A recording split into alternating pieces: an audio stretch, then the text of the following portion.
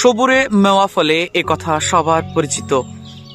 ঠিক এরকমই টানা 1 বছর, প্রায় 1.5 বছর ধরে এই গাছটি আমি মানুষ করছি।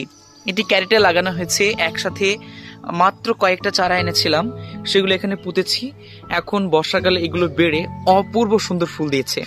একসাথে 1, 2, 3, 4, 5, 6টা, একসাথে 6টা স্টিক দিয়েছে। এবং ফুলের সাইজগুলো দেখুন, অনেক সুন্দর সুন্দর, একদম বড় বড় সাইজের ফুল গাছ। ফুলের স্টিকগুলো দিয়েছে এবং অনেক, এগুলো দীর্ঘদিন ধরে হবে ফুলগুলো, যতদিন যাবে। রাত্রেবেলায় এর সুগন্ধ চারিদিকে ছড়িয়ে পড়ে, এই কারণে এর নাম রাখা হয়েছে নাইট কুইন, রাত্রিবেলাকার সৌন্দর্য।